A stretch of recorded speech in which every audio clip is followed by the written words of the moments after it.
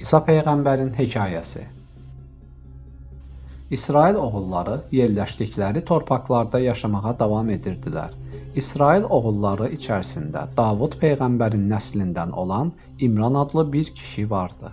İmran həyat yoldaşı ilə birlikdə Allaha daima ibadət və dua edirdi. Bir gün onlar Allahdan övlad istəyib. Allahım, bizə bir oğlan uşağı nəsib et. Əgər oğlumuz olsa, onu sənin yolunda xidmətə göndərərik. Dedilər. Allah onların dualarını qəbul etdi. Amma onlara oğlan deyil, qız övladı verdi. Uşağın adını Məryəm qoydular. Hələ illər əvvəl Yaqub Peyğəmbər Allahın əmri ilə bu torpaqlarda ibadətgah tikmişdi. İbadətgahın adı Məscidül-Əqsa idi. İnsanlar burada Allaha ibadət edirdilər. Məryəm çox balaca ikən anası onu Allaha ibadət və gücü yetən xidməti yerinə yetirmək üçün ibadətgaha apardı. İbadətgahda Məryəmin xalası da öz həyat yoldaşı Zəkəriyya ilə birlikdə Allaha ibadət edirdi. Uzun zaman evli olsalar da onların övladları yox idi. Zəkəriyya peyğəmbər idi. O da insanlara Allahın əmrlərini xatırladırdı. Valideynləri Məryəmi ibadətgaha gətirərək tərbiyəsini Zəkəriyyaya tapşırmaq istəyirdilər. Lakin ibadətgahda olan digər insanlar da Məryəmi himayə etməyi arzu edirdilər. Bunun üçün püşk atmaq qərarına gəldilər. Hər kəs qələmini çaya atmalı. Kimin qələmi suyun axınının əksinə getsə, uşağı o himayə etməli idi. Hər kəs qələminə işarə qoyub çaya atdı. Zəkəriyyanın qələmindən başqa bütün qələmlər suyun axını istiqamətində üzdülər. Beləcə, Məryəm Zəkəriyya Peyğəmbərin himayəsi və tərbiyəsi ilə böyüməli oldu.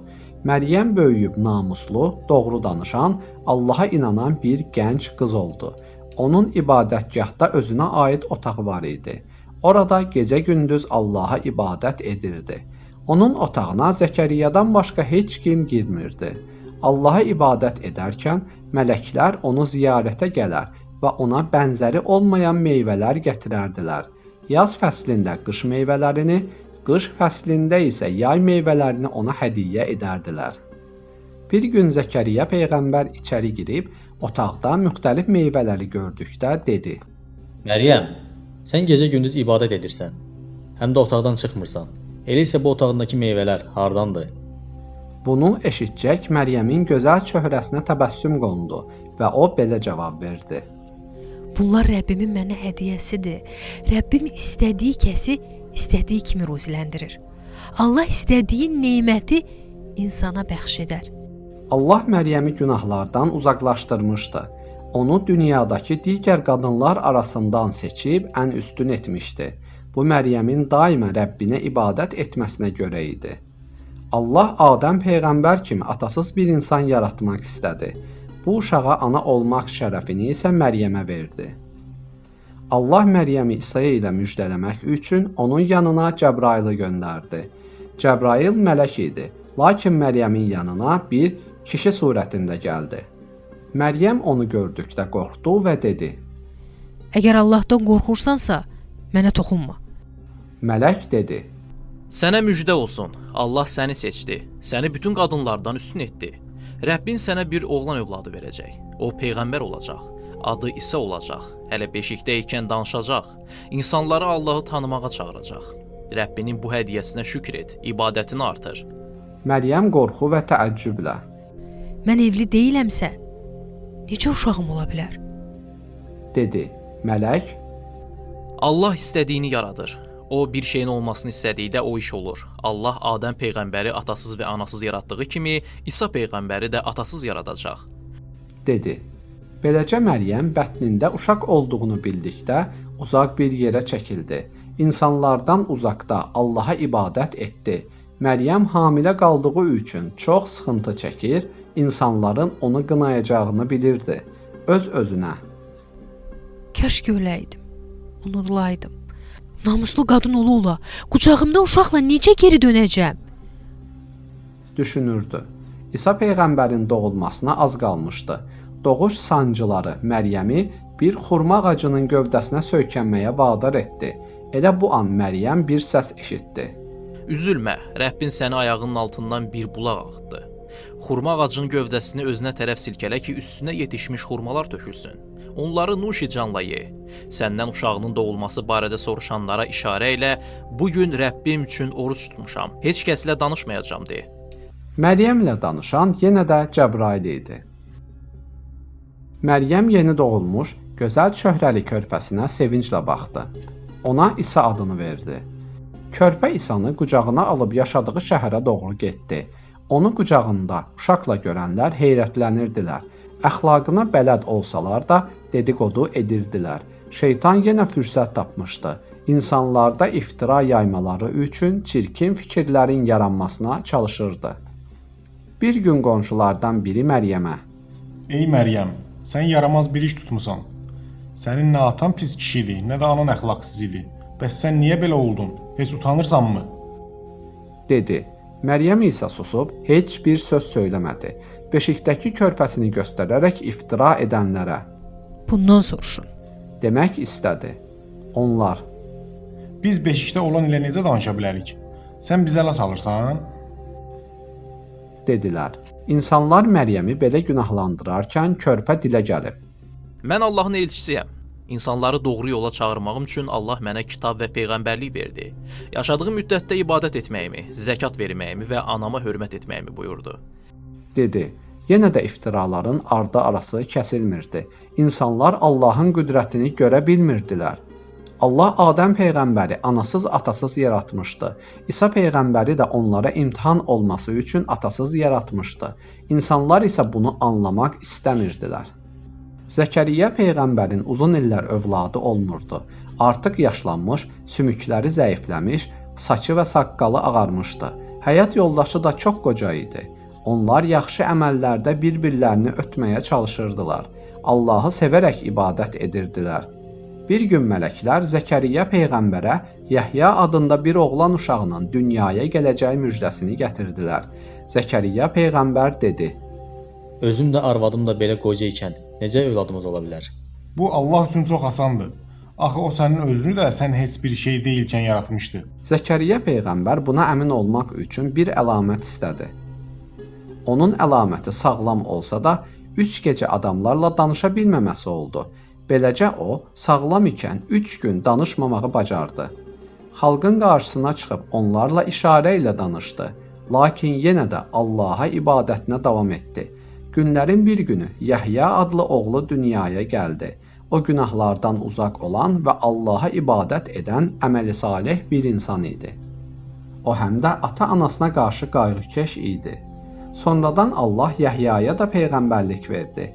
O da babaları Yaqub, İshaq, İbrahimin yolunu davam etdi. İnsanları Allahın doğru yoluna çağırmaqda İsa peyğəmbərə kömək etdi. İllər keçmiş, İsa artıq böyümüşdü. Allah İsa'ya Tövrat kitabını öyrətmişdi. Musa peyğəmbər kimi ona da kitab vermişdi. Bu kitabın adı İncil idi. Kitabda insanları doğru yola çağırmaq buyurulurdu. İsa xalqının yanına gedərək: Mən sizə göndərilmiş bir elçiyəm. Sizi yaxşılıq etməyə, pislikdən uzaq durmağa və Allahın əmrlərinə tabe olmağa çağırıram, dedi. Xalqı ona inanmasa da İsa ümidini itirmədi. Onlara öyüd-nəsihət verərək Rəbbinin əmrlərini çatdırdı. Bir gün İsa peyğəmbər xalqına səslənib: Ey İsrail oğulları, Rəbbim məni doğrudan da bir elçi göndərdi. Mən həm də məndən sonra gələcək Əhməd adlı peyğəmbər barədə sizə müjdə vermək üçün göndərildim, dedi. İsa peyğəmbər bu sözü ilə xalqını özündən sonra gələcək son peyğəmbər Muhammed sallallahu aleyhi və səlləm ilə müjdələdi.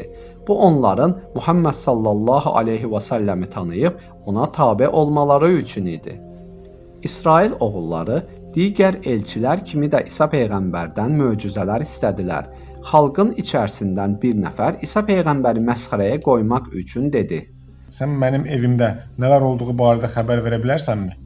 İsa peyğəmbər Allahın köməyi ilə adama evində gizlədiklərini bir-bir saydı. Adam təəccübləndi və heç nə deyə bilmədi. Sonra İsa peyğəmbər gildən quşa bənzər bir şey düzəltdi və ona üfürdü. Allahın izni ilə insanların gözü önündə o canlandı. Allah hər peyğəmbərə yaşadığı dövrə uyğun möcüzələr verirdi. İsa peyğəmbərin dövründə xəstəliklər çox yayılmışdı. Allah ona xəstələri müalicə etmək möcüzəsini vermişdi. Heç bir həkimin çarə tapmadığı xəstələr İsa peyğəmbərin duası və əlinin təması ilə sağalırdı. Bütün dərdlilər İsa peyğəmbərin yanına gəlir, dərdlərinə dərman tapırdılar. İsa peyğəmbər anadan gəlmə korları və cüzam xəstəliyinə tutulanları da sağaldırdı. Ölümcül xəstələr belə evlərinə sağlam qayıdırdılar. Beləcə İsa peyğəmbər möcüzələr göstərirdi. Cəmaatdan bir dəstə insan könüllü şəkildə İsa peyğəmbərin ətrafına toplaşmışdı. Onlar İsa peyğəmbərə kömək edir, dediklərini yerinə yetirirdilər. İsa peyğəmbərlə birlikdə insanları tək Allaha ibadət etməyə dəvət edirdilər. İsa peyğəmbərin tərəfdarlarına həvarilər deyirdilər. İsa peyğəmbər çox səbirli və çətinliklərə dözən idi. Lakin insanlar o qədər azmışdılar ki, bu möcüzələr qarşısında da iman gətirmirdilər. Bir gün onlar İsa peyğəmbərdən: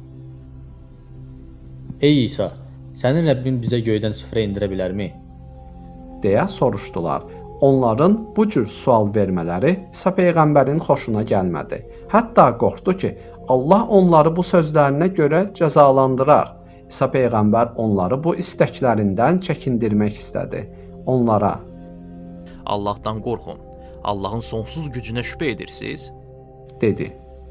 İnsanlar istəklərində israrlı idilər. Biz istəyirik ki, göydən bir süfrə insin. Biz ondan yeyək. Bizə doğru söylədiyini görək. Qəlbimiz rahat olsun. İsa peyğəmbər ibadətgahına getdi.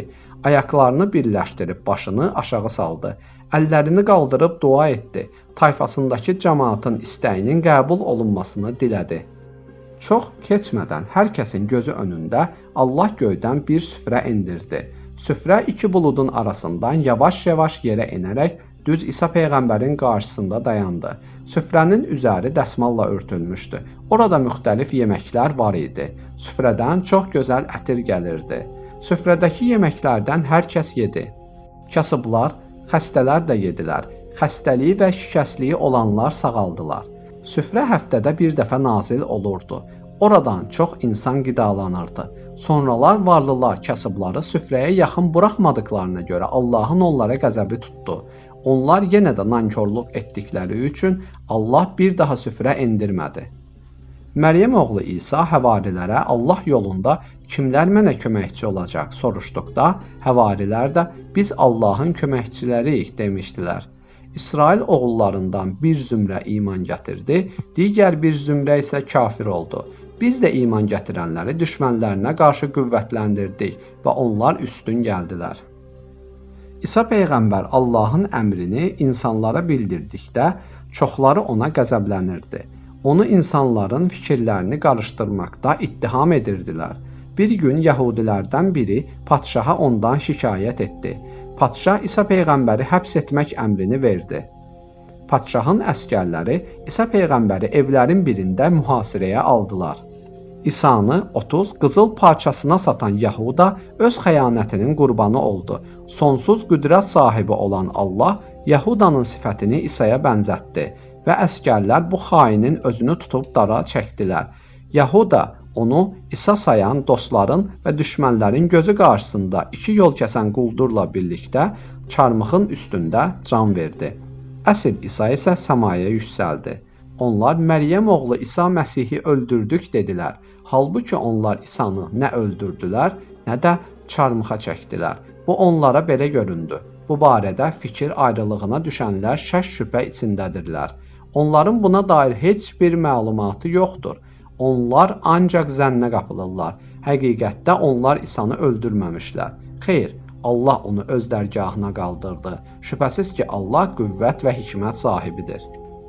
Qiyamət günü Allah belə buyuracaq: Ey Məryəm oğlu İsa, sən mi insanlara demişdin, Allahla yanaşı məni və anamı da özünüzə tanrı bilin? İsa isə cavabında deyəcək: Sən pak və müqəddəssən. Haqqım olmayan bir şeyi demək mənə yaraşmaz. Əgər onu demiş olsaydım, sən onu mütləq bilərdin. Sən ürəyimdə olanı bilirsən, mən isə sənin zatında olanı bilmirəm. Şübhəsiz ki, gizli olanları bilən sənsən.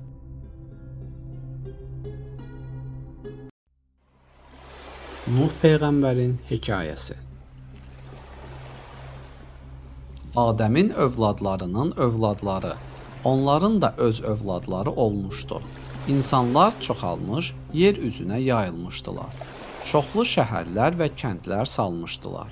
Onlar torpağı əkib becərirdilər. Adəmin övladları atalarından öyrəndikləri elmlə Allaha ibadət edirdilər. Bilirdilər ki, şeytan onların düşmənidir. Ona aldanmaq olmaz. Allahın əmrindən çıxmaq olmaz. Şeytan bilirdi ki, kim Allahdan qeyrisinə ibadət edərsə, heç vaxt cənnətə girməz. Buna görə də o insanları Allahdan başqasına, bütlərə ibadət etməyə çağıraraq azdırmaq istədi. Lakin bunu necə etmək olar? Şeytan onu da bilirdi ki, əgər insanların yanına gəlib, Allaha ibadət etməyin, bütlərə ibadət edin desə, insanlar onun dediyini qəbul etməzlər. İnsanlar arasında gecə-gündüz Allaha ibadət və dua edənlər vardı. Onlar Allahı çox sevirdilər. Allah da bu əməli salih insanları sevir və dualarını qəbul edirdi. Digər insanlar da onları sevərək hörmət edirdilər. İllər ötdü. Yaxşı insanlar ömürlərini başa vurub dünyadan köçdülər. Yerdə qalanlar onların ölümünə çox üzüldülər. Şeytan bilirdi ki, insanlar ölmüş əməli salihlər üçün darıxırlar. Buna görə də insanların qəlbinə girdi. Siz bu ölmüş əməli salih insanları tez-tez xatırlamaq, onları hər gün görmək istəyirsinizmi? Deməklə fikirlərini qarışdırdı. İnsanlar, Əlbəttə istəyirik. Lakin bunu necə edə bilərik? Onları necə tez-tez görə bilərik? Axı onlar artıq ölmüşlər. deyə düşündülər. Şeytan isə, Siz əməli salihlərin şəkillərini çəkin və hər gün onlara baxıb onları xatırlayın. fikrini onların ağlına saldı. İnsanlar şeytanın bu hiləsinə aldanaraq ölmüş əməli salihlərin şəkillərini çəkdilər. Hər gün bu şəkillərə baxaraq onları xatırladılar. Sonra əməli salihlərin taxtadan heykəllərini düzəltdilər. Heykəllərə Vəd, Suva, Yəğus, Yəuq, Nəsir kimi adlar verdilər. Onları evlərində ən uca yerdə saxladılar. İlk əvvəl heykəllərə heç kəs ibadət etmədi. Yalnız onlara baxıb bu insanların nəsihətlərini düşündülər. Heykəlləri düzəldən insanlardan sonra yeni gələn nəsil onlara ibadət etməyə başladı. Bu heykəllər üzündən Allahı unutdular. İşləri dara düşən kimi onların yanına qaçdılar. Taxta müqavvalara əl açaraq yalvarıb kömək istədilər. Beləliklə Adəmdən 1000 il sonra insanlar şeytanın tələsinə düşdülər. Şeytan öz istəyinə nail oldu. Yer üzündə Allahdan başqasına ibadət edildi. Allaha ilk şərik qoşuldu. İnsanları bu bəladan qurtarmaq üçün Allah onlardan Nuh adlı bir nəfəri peyğəmbər seçdi. Nuh öz tayfasının adamlarına düzəltdikləri heykəllərə yalvarmaqdan əl çəkməyə, dünyanın, ulduzların, günəşin, ayın yaradıcısına ibadət etməyə çağırdı. Nuh öz tayfasının şeytana aldanmasını istəmirdi. O hamını yaxşılığa, düzlüyə dəvət edirdi. Beləcə Nuh illərlə tayfasındakı insanları heykəllərə, ibadətdən çəkindirməyə çalışdı. Amma insanlar ona qulaq asmadılar. Nuh onlara özünün Allah tərəfindən göndərilən peyğəmbər olduğunu desə də ona inanmadılar. Bu ki uşaq vaxtı bizimlə qaç-tutdu oynayırdı. Nə vaxtdan peyğəmbərlik verildi? Məyər Allah bundan başqasını tapmadı? Varlılar dura-dura nəyə görə kasıbın birini peyğəmbər göndərdi? Dedilər. Onlar Nuhu Yalançı, və dəli, adlandırdılar. Allaha yox, öz əlləri ilə düzəltdikləri heykəllərə ibadətə davam etdilər. Tayfasının ona münasibəti Nuhu heç də təəccübləndirmirdi. Bilirdi ki, bu sözləri şeytan onların ağıllarına salır. Nuh səbir edərək öz çağırışına davam edirdi. Mən Allahın sizə göndərdiyi elçiyəm. Sizi Allaha ibadətə çağırıram. Sizə yağışı səmadan endirən Allahdır. Yağışın suyu ilə əkinləriniz yetişir. Sizin ruzinizi də, suyunuzu da verən Allahdır. Deyirdi. Tayfasından cəmi bir neçə kasıb insan Nuha inanıb çağırışına cavab verdi. Harınlamış varlılar öz mallarına görə öyündülər. Özlərini güclü saydılar. Nuhun ətrafına toplaşan kasıblara baxıb istehza etdilər. Üzlərini Nuha tutub. Bu günədək biz hər şeydə kasıbları qabaqlamışıq. Ən yaxşı yemək də, geyim də həmişə bizdə olur. Əgər sənin dediklərin inandırıcı olsaydı, biz kasıblardan tez inanmış olardıq. Dedilər. Uzun illər boyunca Nuh öz tayfasını Allaha ibadətə çağırdı. Onlar isə əlləri ilə qulaqlarını tutdular. İnadkarlıqlarından haqqı eşitmək istəmədilər. Artıq Allahın Nuhun tayfasına qəzəbi tutmuşdu. Çünki onun seçdiyi elçinin sözünü dinləmir, doğru yola gəlmək istəmirdilər. Artıq xeyli vaxt idi ki, Allah onlara göydən yağış yağdırmırdı. Əkin sahələri quruyur, məhsul ildən ilə azalırdı. Nuh isə deyirdi: Ey insanlar, özünüzə zülm etməyin, məni dinləyin. Doğru yola gəlin. Əgər belə davam etsəniz, Allah qəzəblənər və sizə əzab verər. Tövbə edin. Sizi bağışlaması üçün Allaha dua edin. Əgər belə etsəniz, o sizə bol yağış göndərər. Əkin sahənizi becərib artırarsınız. Sizə mal dövlət, oğul uşaq verər. Gördüyünüz hər şeyi, göydə nur saçan ayı, çıraq kimi yanan günəşi də Allah yaradıb. Allah sizi yaradıb və yeri sizin istifadənizə verib. Amma əfsus ki, onlar Nuhun dediklərini yalan sayır, qəhqəhə ilə gülüb deyirdilər: Bütlərimiz bizə yetər. Onlar bizi qoruyur. Sənin dediklərini eşitməyimizə görə əzaba düşər olacaqsa, qoy olaq. İnadkar insanlar belə desələr də əzaba düçar olacaqlarına inanmırdılar. Günlərin bir günü Allah Nuha bildirdi ki, kədərlənməsin və üzülməsin. Nə qədər çağırsa da, ətrafındakı inananlardan başqa daha heç kəs ona inanmayacaq. Tayfasının inadına qəzəblənən Nuh, Allahım, bu insanlar düzələn deyillər. Onlara layiq olduqları cəzanı ver. dedi. Allah hər şeyi görür və bilirdi. O Nuhun duasını eşidib qəbul etdi. Doğru yola gəlməyənləri cəzalandırmaq istədi. Lakin o Nuhu və ona inananları qorumalı idi. Bunun üçün Nuha böyük bir gəmi düzəltməyi əmr etdi. Nuh və onun tərəfində olan insanlar yer üzündə ilk gəmini düzəltməyə başladılar. Bütə ibadət edənlər Nuhun gəmi düzəltdiyini gördükdə onu lağa qoyub güldülər və dedilər: Bu nədir ay Nuh? Axı sən bu günə qədər özünü peyğəmbər sayırdın. Sən nə vaxtdan dülgər oldun? Biz sənə deyəndə ki, kasıblarla az oturdur, bizim sözümüzü eşitmədin. Bax, indi gəlib özün dəmirçi və dülgər oldun. Sənin işlərin hamısı qəribədir. Yaxşı, bəs bu gəmi harada üzəcək? Dağa dırmaşacaq, yoxsa qumun üstündə gedəcək? Nuh bütün bu sözlərə səbr edib deyirdi: Gözləyin, hər şey lap yaxında aşkar olacaq. Böyük bir tufan qopacaq. Buraları su basacaq. Mən və mənim dediklərimə inananlar bu gəmiyə minəcəyik. Qalan hər kəs məhv olacaq.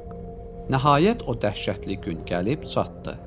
Allahdan Nuha nida gəldi ki, ona iman gətirən adamları, heyvan və quşların isə hər növündən bir cütünü gəmiyə mindirsin. Çünki tufan heyvanları da məhv edəcəkdi. Nuh Allahın dediyi kimi etdi. Elə bu an göy üzü qara buludlarla örtüldü. Misli görünməmiş tufan qopdu. Şimşək çaxdı, güclü yağış yağmağa başladı. Yağış günlərlə kəsmədi. Su yer üzünü tutdu. Dağlar, təpələr suların altında qaldı. Boğulan insanların qışqırıq səsləri tufanın səsinə qarışmışdı. Dəhşətli tufan Allahın varlığına inanmayanları suda boğdu. Nuh və ona inananlar isə gəmidə qalıb xilas oldular. Nuhun iman gətirməyən oğlu da gəmiyə minməmişdi. O əl-qol ataraq ölümlə çarpışırdı. Atalıq hissi Nuha güc gəldi. O, Oğlum, sən də iman gətir, gəmiyə min. deyə qışqırdı. Oğlu atasının nəsihətini rədd edib dedi: Sənin gəminə ehtiyacım yoxdur. Dağa qalxıb canımı qurtararam. Ora çox yüksəkdir. Su dağları aşa bilməz. Amma dalğalar ata və oğlu bir-birindən ayırdı. Nuhun oğlu atasının çağırışına qarşı çıxanlarla birlikdə həlak oldu. Beləliklə, Nuh peyğəmbərin dediklərinə inanmayan insanlar suda boğuldular. Artıq yer üzündə Allahdan başqasına ibadət edən bir nəfər də qalmamışdı. Qüdrətli Allah yağışın dayanmasını əmr etdi. Yağış dayandı, yerdəki sular çəkildi. Nuhun gəmisi Cudu dağının ətəyində quruya oturdu.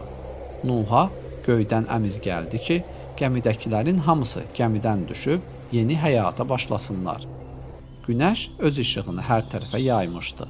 İnsanların qəlbinə isə Allaha inamın nuru yayılmışdı. İnsanlar dünyanın gözəlliyini seyr edərək torpağın gözəl ətrini sinələrinə çəkdilər.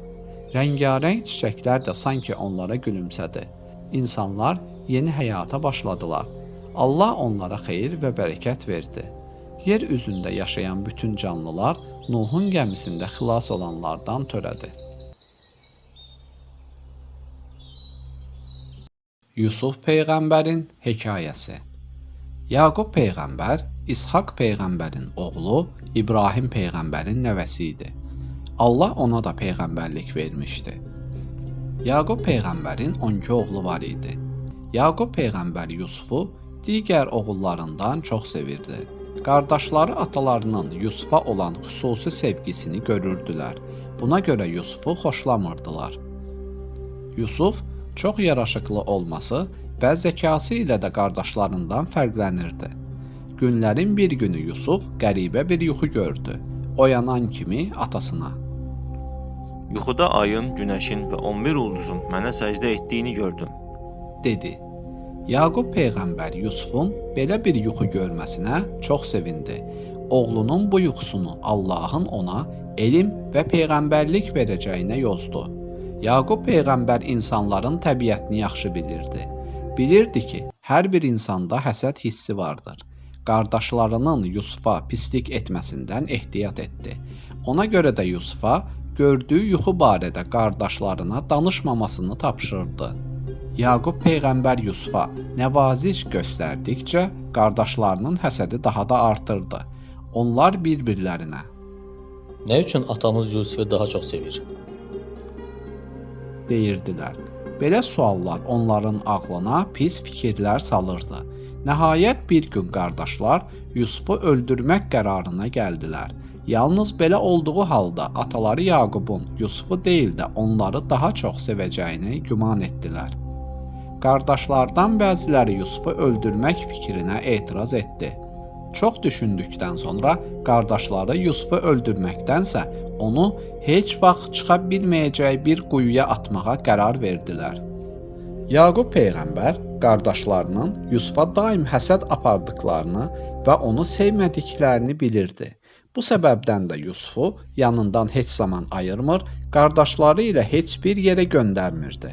Qardaşlar isə öz şər əməllərini törətməkdə qərarlı idilər. Onlar Yaqubun yanına gəlib dedilər: Ata, nə üçün Yusufu yanından uzaqlaşmağa qoymursan? Bizimlə heç yerə göndərmirsən. Sabah əylənmək və oynamaq üçün onu bizimlə göndər, biz onu qoruyarıq, dedilər. Yaqub peyğəmbər mülayim və narahat səslə: Birdən başınız oyuna qarışar, balaca Yusufu unudarsınız, onu canavar yeyər, dedi. Qardaşlar isə atalarını razı salmaq üçün yalan danışdılar. Öz pis əməllərini yerinə yetirə bilmək üçün israr etdilər. Ata, sən narahat olma, biz qardaşımızı çox sevirik. Onu gözümüzdən əsla uzaq qoymarıq, qoy o da bizimlə gəlsin, dedilər. Beləcə, onlar qoca Yaqubu razı saldılar. Amma ata ürəyi pis bir hadisə baş verəcəyini hiss edirdi. Oğlanlarına dönə-dönə: Yusufa yaxşı baxın, dedi. Onlar da təkrar söz verib yola çıxdılar. Ataları Yusufu onlarla birgə buraxdığı üçün qardaşlar çox sevinirdilər. Evlərindən xeyli uzaqlaşdıqdan sonra qardaşları Yusufla pis davranmağa başladılar. Heç nə anlamayan balaca Yusuf heyrət içində idi. Biraz öncə atalarının yanında onunla gözəl rəftar edən qardaşları çox dəyişmişdilər. Onlar yollarına davam edərkən qarşılarına bir quyu çıxdı. Qardaşlardan biri Yusufdan: Su içmək istəyirsənmi? deyə soruşdu. Qardaşının bu şəfqətli sualına sevinən Yusuf: Bəli, istəyirəm. dedi. Qardaşlar qəhqəhə ilə gülüb Yusufa: Çox yaxşı. İndi biz səni quyuya atarıq, orada istədiyin qədər su içərsən. dedilər. Yusuf qardaşlarının niyyətini artıq başa düşmüşdü. Lakin nə qədər ağladısa da xeyri olmadı. Doğmaları onun göz yaşlarına acımadılar. Qardaşları Yusufun köynəyini çıxarıb onu iplə quyuya salladılar. Sonra isə ipi kəsdilər. Onlar nə balaca Yusufa, nə də qoca Yaquba rəhm etdilər. Yusuf bir anın içində özünü quyunun içində gördü. Bu çox dərin və qaranlıq bir quyu idi. Balaca Yusufun qorxudan qəlbi titrəməyə başladı. Lakin qorxu hissi çox uzun sürmədi. Allah onun ürəyindəki qorxunu yox etdi. Yusuf sakitləşdi, Rəbbim məni burada çarəsiz qoymayacaq. dedi. Yusufu quyuya atıb işlərini bitirdikdən sonra qardaşlar öz aralarında atalarına nə deyəcəklərini müzakirə etməyə başladılar. Onlardan biri: Yusufu canavar yedi desək daha inandırıcı olar. Çünki atamız bunun baş verəcəyindən qorxurdu. Hətta bizi xəbərdar da etmişdi. dedi. Atalarını bu yalana inandırmaq üçün qardaşları bir qoyun kəsib Yusufun köynəyini qoyunun qanına batırdılar. Qardaşlar evə qayıdanda axşam olmuşdu. Onlar üzlərini Yaquba tutub saxta göz yaşları axıdaraq belə dedilər: Ata, bir-birimizlə oyunda yarışırdıq. Yusufu əşyalarımıza baxmaq üçün qoymuşduq.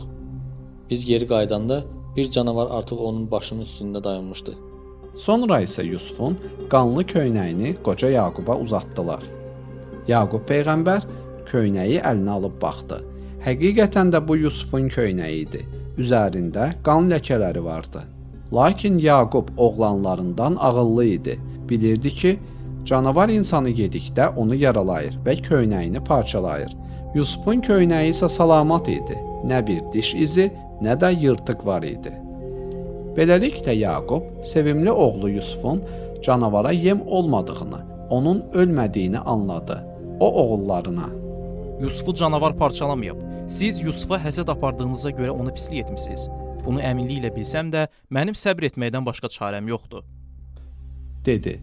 Oğulları susub atalarına baxır, qoca Yaqub isə Yusufu itirdiyi üçün üzülüb ağlayırdı. Qardaşlar axşam yataqlarına girərkən artıq Yusufu çoxdan unutmuşdular.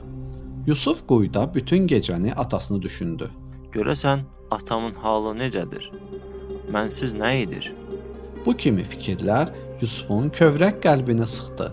O quyunun dibində, tənhalıqda bütün gecəni Allaha dua elədi. Onun səsini Allahdan başqa heç kəs eşitmirdi. Bir müddət sonra Yusufun qulağına səs gəldi.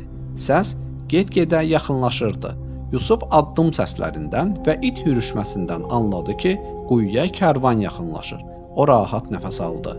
Üzünə nicat qapısı açıldığını anladı. Dəvə kərvanı gəlib quyunun yanında dayandı. Kərvanbaşı hündürdən: Qulam, quyudan biraz su çıxar, içək. deyə səsləndi. Qulam dolçanı suya sallayan kimi Yusuf onun ipindən yapışdı. Qulam dolçanın ağır qalxdığını görəndə diqqətlə quyunun dibinə baxdı. Yusufu görüb heyrətləndi. Ətrafındakiları köməyə çağırdı. Birlikdə Yusufu quyudan çıxardılar. Onu kərvana qoyub Misrə yola düşdülər. Misrə çatan kimi Yusufu qul bazarına gətirdilər. Varlılara məxsus geyimli bir adam ona yaxınlaşdı. Bu Misir padşahının vəziri idi. Yusufun çox yaraşıqlı olması onu heyrətə salmışdı. Vəzir Yusufu satın alıb evinə gətirdi. O Yusufu öz xanımına göstərib: Bu çox ağıllı və dürüst bir oğlana oxşayır. Onu övladlığa götürək. Böyüyüb bizə fayda verər, dedi. Vəzirin xanımı Yusufa görə həyat yoldaşına təşəkkür etdi. Yusuf artıq sevgi və güvən dolu bir sarayda yaşayırdı. Beləcə günlər gəlib keçirdi. Böyüdükcə Yusuf daha da yaraşıqlı olurdu. Onu görən hər kəs xarici görkəminə heyran olurdu. Yusuf həm də çox əxlaqlı bir gənc idi. Vəzirin xanımı Yusufun hər bir hərəkətinə göz qoyurdu. O saatlarla Yusufa tamaşa edir, onun bənzərsiz gözəlliyinə heyran olurdu. Qadın hiss edirdi ki, gənc Yusufa ürəkdən vurulub. Yusuf isə ev sahibinin xanımına gözünün ucu ilə də baxmırdı. Vəzirin xanımı Yusufla otaqda tək qalmaq və onu xəyanətə şərik etmək istəyirdi. Günlərin bir günü o Yusufu otağına çağırdı. Yusuf xanımının sözündən çıxa bilməyib otağa gəldi. Qadın öz ürəyini açıb Yusufa bildirdi. Çaşbaş qalmış Yusuf özünü ələ alıb dedi: Mən öz sahibimə xəyanət edə bilmərəm. Axı o mənə nemət və şərəf bəxş edib. Bu günah işdir. Mən günaha bata bilmərəm. Yusufun cavabı qadını sarsıtdı. Yusuf qapıdan çıxmaq istəyərkən, qadın arxadan onun köynəyindən bərk-bərk yapışıb saxlamaq istədi. Yusufun köynəyi arxadan cırıldı. Yusuf dalğın halda qapıdan çıxanda ağasını qarşısında gördü. Yusuf məcbur olub xanımının onu yoldan çıxarmaq istədiyini vəzirə söylədi. Bunu görən vəzirin xanımı ərinə yaxınlaşıb dedi: Bu da sənin təriflədiyin Yusuf. Otağıma girib mənə əl uzatmaq istəyirdi. Onun cəzasını verməlisən. Vəzirin yaxın qohumlarından biri səsküyə eşiyə çıxdı. O olanları diqqətlə dinlədikdən sonra Yusufun köynəyi qabaqdan cırılsaydı, günahkar özü olardı. Onun köynəyi arxadan cırılıb. Deməli günah qadındadır, dedi. Vəzir Yusufun günahsız olduğunu anladı. Arvadına: Sən həm xainlik elədin, həm də günahsız gəncə böhtan atdın. Günahına görə tövbə et, dedi. Sonra üzünü Yusufa tutaraq baş verənlər barədə heç bir kəsə danışmamasını tapşırdı. Beləcə Allah sevdiyi bəndəsini sınamaq istədi. Yusuf isə böyük bir imtahandan üzü ağ çıxdı. Vəzirin xanımının öz qulamına vurulması xəbəri qısa müddət ərzində bütün şəhərə yayıldı. Hamı bu hadisə haqqında danışırdı. Qadınlar bir yerə toplaşan kimi dedikodu edir, vəzirin xanımını qınayırdılar. Vəzirin xanımı qulluqçusuna vurulub, deyirdilər. Vəzirin xanımı bu söhbətləri eşitdikcə çox üzülürdü. Öz-özünə: Onlar Yusufun gözəlliyini görmədikləri üçün belə rahat danışırlar, deyirdi. Odur ki, bu dedikodulara son qoymaq istədi. Bir gün o, Misir varlılarının xanımlarını evinə ziyafətə dəvət etdi. Qonaqlar gəldikdə onlara qabda alma təklif etdi. Qadınlar almaların qabığını bıçaqla soyan an, xanımın əmri ilə Yusuf qonaqların qarşısına çıxdı. Yusuf qapıdan içəri girəndə, qadınlar onun gözəlliyi qarşısında özlərini itirərək bıçaqla alma əvəzinə əllərini kəsdilər. Hər kəs donub qalmışdı. Yusuf necə də yaraşıqlı idi. Onlar heç vaxt belə yaraşıqlı insan görməmişdilər. Bu nədir? Bu insan deyil, bu bir mələkdir, deyirdilər. Artıq vəzirin xanımını qınayan qadınlar da Yusufa heyran olmuşdular. Vəzirin xanımı qadınlara: Yoldan çıxarmaq istədiyim üçün məni qınadığınız gənci gördünüzmü? Mən ona aşiq oldum. O isə məndən imtina etdi. Amma mənə qarşı belə davranmağa davam edərsə, mən onu zindana atdıracağam, dedi. Yusuf heç kəsə xəyanət etmək istəmirdi. Günah etməkdənsə zindana düşməyi üstün tuturdu. Elə ona görə də əllərini açıb Rəbbinə dua etdi. Qadınların hiləsindən onu qurtarmasını istədi. Allah da onun duasını qəbul etdi. Günlərin bir günü vəzirin xanımı vəzirə belə dedi: Cəmaət mənimlə Yusuf haqqında dedikodular yayır, pis sözlər danışır. Artıq bu eşitdiklərimə dözə bilmirəm. Buna son qoymaq üçün isə ən doğru qərar Yusufu zindana atmaqdır. İnsanlar bu zaman mənim deyil, Yusufun günahkar olduğunu düşünəcəklər. Vəzir çıxılmaz vəziyyətdə qalmışdı. Yusufun günahsız olduğuna əmin idi. Çünki onu yaxşı tanıyırdı. Vəzir məcbur olub günahsız Yusufu zindana saldırdı. Allah Yusufu günaha batmaqdan qorudu. Beləliklə Yusuf zindana atıldı. Bura Yusuf üçün əsl məktəb idi. Zindandaykən Allah ona peyğəmbərlik verdi. Yusuf peyğəmbər zindanda olan məhkumlara Allahın varlığı və təkliyi barədə söyləyirdi. Onlara yalnız Allaha ibadət etmək lazım olduğunu başa salırdı. Babaları İbrahimin, İshaqın dinini onlara öyrədirdi. Yusuf peyğəmbər qısa müddət ərzində zindanda hər kəs tərəfindən sevildi. Hamı onun elminə və əxlaqına heyran idi. Məhkumlar Yusuf peyğəmbərin söhbətlərini hər dəfə dinlədikdən sonra etdikləri günahlara görə peşman olurdular. Tövbə edib özlərini sanki yeni doğulmuş insan kimi hiss edirdilər. Qalan həyatlarını yaxşı insan kimi yaşayacaqlarına söz verirdilər. Allah Yusuf peyğəmbərə yuxu yozma elmini vermişdi. Onun yoza bilmədiyi yuxu yox idi. Yozduğu bütün yuxular düz çıxırdı. Yusuf peyğəmbərin olduğu zindanda 2 nəfər var idi. Bu 2 nəfərdən biri padşahı öldürmək üçün onun içkisini zəhərləmiş, padşah bundan xəbər tutmuşdu. Hələlik bu 2 nəfərdən kimin günahkar olduğu aşkar edilməmişdi. Ona görə də hər ikisi zindana atılmışdı. Günahkarın kim olduğu aşkara çıxdıqda onlardan biri edam edilməli, digəri isə azadlığa buraxılmalı idi. Günlərin bir günü onların hər ikisi gördükləri yuxunu Yusuf peyğəmbərə danışıb ondan yuxularını yozmasını istədilər. Onlardan biri Mən yuxuda şərab üçün salxım-salxım üzüm sıxdığımı gördüm. dedi. Digəri isə Mən yuxumda başımın üstündə quşların çörək yediyini gördüm. dedi. Yusuf peyğəmbər hər iki məhkumu dinlədi. Lakin onların yuxularını yozmağa tələsmədi. Əvvəlcə hər ikisini Allaha ibadət etməyə çağırdı. Rəbbimin mənə öyrətdikləri ilə yuxunuzun yozumunu sizə bildirərəm. Mən atalarım İbrahim, İshak və Yaqubun yolu ilə gedirəm. Ey mənim zindan yoldaşlarım! Ayrı-ayrı ilahlar yaxşıdır, yoxsa tək olan hər şeyə qalib gələn Allah? Allah yalnız ona ibadət etməyinizi buyurmuşdur. dedi. Beləliklə Yusuf peyğəmbər onlara doğru yolu başa saldıqdan sonra yuxularını yozmağa başladı. Ey dostlarım! Danışdığınız yuxuların yozumu odur ki, biriniz zindandan çıxacaq və yenə də ağasına şərab içirdəcək. Digəriniz isə edam olunacaq və başını quşlar dimdikləyib yeyəcək. dedi. Aradan bir müddət keçdi. Yusuf peyğəmbərin yozduğu yuxular Çin oldu. Məhkumlardan biri edam edildi, digəri isə zindandan çıxdı. Yusuf peyğəmbər zindandan azad olan şəxsdən xahiş etdi ki, yuxu yoza bilmək bacarığı haqqında ağasına danışsın.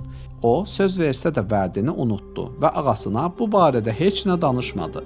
Beləcə, Yusuf peyğəmbər bundan sonra 7 ildə zindanda qaldı. Allah artıq sevimli bəndəsi Yusufun zindandan çıxmasını istəyirdi. Odur ki, Allahın istəyi ilə bir gecə Misir padşahı qəribə yuxu gördü. Gördü ki, çay kənarında dincələrkən birdən 7 arıq inək gəldi. Onların ardınca isə 7 kök inək gəldi. Sonra 7 arıq inək 7 kök inəyi yedi. Padşah həm də yuxusunda 7 yaşıl və 7 quru sümbül gördü. Yuxudan oyanar-oyanmaz sarayındakı biliciləri və yuxu yozanları bir yerə topladı. Gördüyü bu qəribə yuxunu onlara danışdı. Amma sarayın biliciləri ona Yatan insan yuxuda bir şey görür. Bu çox qarışıq bir yuxudur. Biz yoza bilmərik. dedilər. Bu məqamda padşahın zindandan azad olan xidmətçisi dərhal Yusufu xatırladı. Ağasından danışmaq üçün söz istədi və dedi. Mən sizin yuxunuzu yoza biləcək bir nəfər tanıyıram. İcazə verin gedib yuxunuzu zindandakı dostum Yusufa danışım. Padşah xidmətçinin təklifini qəbul edib ona icazə verdi. Xidmətçi birbaşa Yusufun yanına gedib padşahın yuxusunu ona danışdı. Yusuf peyğəmbər padşahın yuxusunu belə yozdu. 7 il əkinlərinizdə bolluq, sonra isə 7 il bunun əksi qıtlıq və quraqlıq olacaqdır. İlk 7 ili çox çalışıb əkinlərinizi becərin və biçin. Ehtiyacınız olan qədər götürüb, qalanını ambarda sümbül kimi saxlayın. Xidmətçi yuxunun yozumunu ağasına danışdı. Deyilənlər padşahın xoşuna gəldi və Yusuf peyğəmbərin zindandan çıxarılmasını əmr etdi. Padşahın elçisi Yusuf peyğəmbərin yanına gələrək xəbəri ona çatdırdı. Yusuf peyğəmbər qaranlıq zindanın hər bir əzabına dözmüş, təmiz adını qorumuşdu. İndi o şaha və cəmaata heç bir günahı olmadığını sübut etməli idi. Ona görə də dərhal azadlığa çıxmağa can atmadı. Şaha xəbər göndərib dedi. Padşah öz vəzirinin evinə gələn qadınların nə üçün əllərini kəsdiklərini və mənim günahımın nə olduğunu öyrənməyincə mən zindandan çıxmayacağam. Yusuf peyğəmbərin istəyi ilə şah vəzirin xanımının qonağı olmuş bütün qadınları çağırdı. Yusufun sualının cavabını onlardan soruşduqda hamısı Həqiqətdə Yusuf günahsızdır. dedilər. Sonra isə vəzirin xanımı olanları etiraf etdi. Mən Yusufa böhtan atdım. Onu mən yoldan çıxarmaq istədim. Dedi. Padşah bundan sonra Yusufun nə qədər etibarlı adam olduğunu anladı. Yusufu sarayına çağırıb söhbət etdikdən sonra onun gözəl əxlaqına və ağlına da heyran qaldı. O dedi: Yusuf, bu gündən mənə kömək elə. Padşahlığın işlərini nizama salmaqda öz bacarığını və qabiliyyətini bir daha göstər. Yusuf peyğəmbər padşahın bu təklifinə razılaşdı və dedi: Ölkəniz əvvəl bolluq, sonra isə qıtlıq görəcəkdir. Əgər Misir xəzinələrini idarə etməyi mənə tapşırsanız, gələcək qıtlıq günləriniz üçün öncədən tədbir görərəm. Misir xalqının aclıq çəkməməsinə kömək edərəm. Mənə etibar edilən mal-dövləti qoruya bilərəm. Mənə güvənə bilərsiniz. Çox keçmədi ki, hər şey Yusufun dediyi kimi oldu. Misir ölkəsi heç zaman görmədiyi bir bolluq dövrü yaşadı. Nil çayı aşıb daşdı, zəmilər bol məhsul verdi. 7 il tamam olduqda isə Misir ölkəsində heç zaman olmayan qıtlıq və quraqlıq baş verdi. Amma buna baxmayaraq Misir xalqı bunu hiss etmədi. Çünki Yusuf peyğəmbər ağlı və hikməti ilə qabaqcadan tədbir gördü. O böyük anbarlar tikdirib onları buğda və başqa ərzaqlarla doldurmuşdu. Misir cəmaatı quraqlığa hazır olduğu üçün bu ağır sınaqdan üzü ağ çıxdı. Onlar aclığın nə olduğunu bilmədilər. Quraqlıq və qıtlıq təkcə Misirdə olmadı. Bu bəla başqa ölkələri də bürüdü. Yusufun ata yurdu olan Kənan elində də çörək qəhətə çıxdı. Aclıq başladı. Misir ölkəsinin qabaqcadan gördüyü tədbirlər sayəsində qıtlıq çəkmədiyi xəbəri Kənan elinə gəlib çatdı. Kənanlılar Misirdə bütün ehtiyacı olanlara mal və pul qarşılığında buğda paylanmasından xəbər tutdular. Bunu eşitdikdə Yaqub peyğəmbər də oğullarını buğda dalınca Misirə yola saldı. Yalnız oğlu Benyamini yanında saxladı. Yusuf peyğəmbər gələnlərlə özü məşğul olur, haqsızlıq edilməsinə izin vermirdi. Bir gün Yusuf peyğəmbər ərzaq üçün gələnlərin arasında onu illər öncə quyuya atan qardaşlarını gördü. Hər yanı bürümüş qıtlığın onların yurdundan da yan keçmədiyini anladı.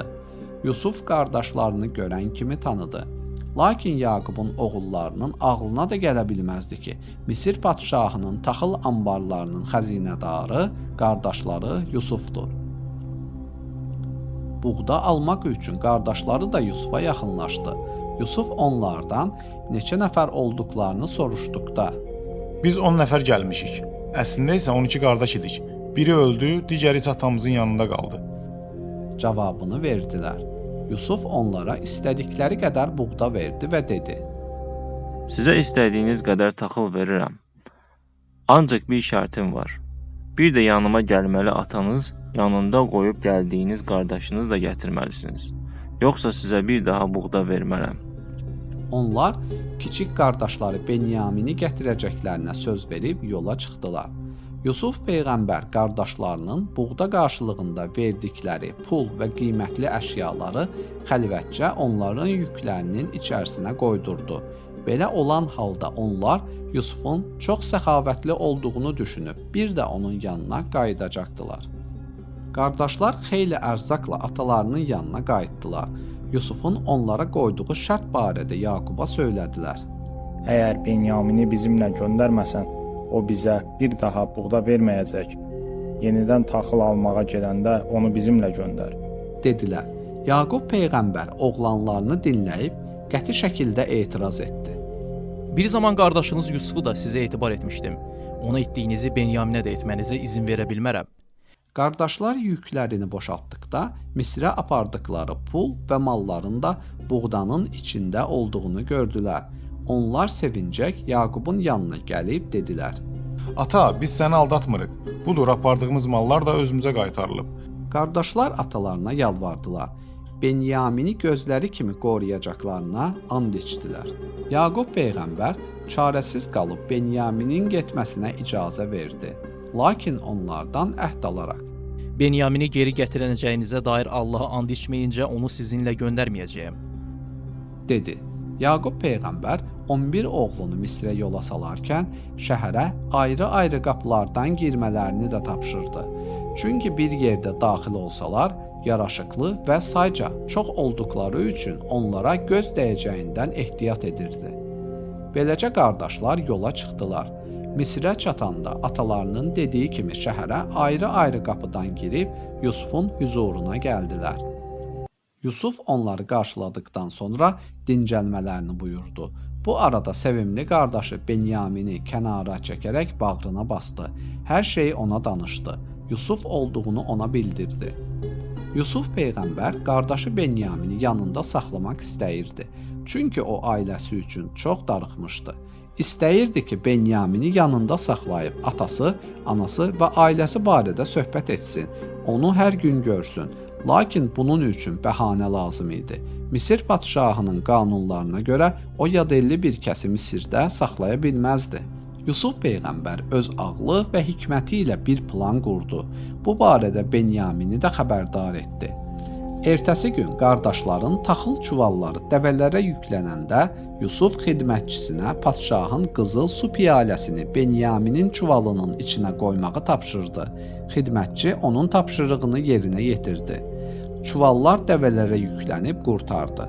Dəvə kərvanı yola düşən zaman Yusufun xidmətçilərindən biri haray çəkdi.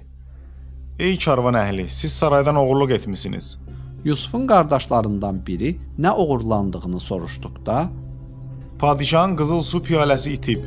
Hər kəs dayansın, yükləri axtaracaq, dedilər.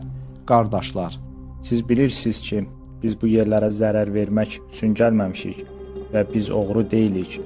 deyə onları inandırmağa çalışdılar. Hamı çaşqın vəziyyətdə idi. Dəvələrdəki yükləri bir-bir axtardılar. Qab Benyaminin yükünün içindən çıxdı. Yusuf, Su qabı kimin yükündən çıxmışsa, o Misirdə qalmalıdır. Qanunlarımıza görə onu azad edə bilmərik. dedi. Qardaşlar, Qoca atamıza Benyamini qoruyacağımız barədə söz vermişik. Biz onsuz geri dönsək atamıza nə cavab verəcəyik? dedilər. Yusufa Benyaminin əvəzinə özlərindən birini saxlaması üçün yalvardılar. Yusuf isə qərarından dönmədi. Qardaşlar çarəsiz halda Benyamini Misirdə qoyub atalarının yanına döndülər. Karvan gəlib Kənan elinə çatdı. Yaqub peyğəmbər Benyamini oğullarının arasında görməyib həyəcanlandı. Benyamin hardadır? deyə soruşdu. Qardaşlar Misirdə başlarına gələn hadisəni atalarına danışdılar. Benyamin padşahın su qabını oğurlamışdı. Misir qanunlarına görə onu sarayda saxladılar. Dedilər. Yaqub, Mənim oğlum heç vaxt belə iş etməz. Mən sizə inanmıram. dedikdə oğlanları and içdilər. Amma Yaqub peyğəmbər yenə də inanmadı.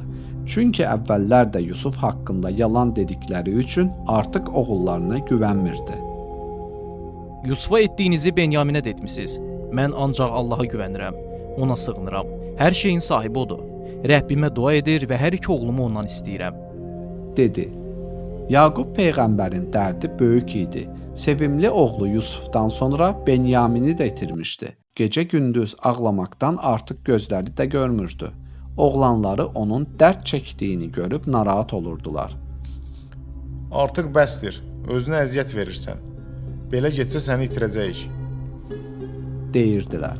Yaqub peyğəmbər cavabında, Nə sizdən, nə başqasından şikayətçi deyiləm. Mən halımı Allaha bildirirəm. Onun mərhəməti sonsuzdur. Məni bu sıxıntıdan qurtaracağına inanıram. Oğullarım, gedib qardaşınızı axtarın. Mən ümidimi itirməmişəm. deyirdi.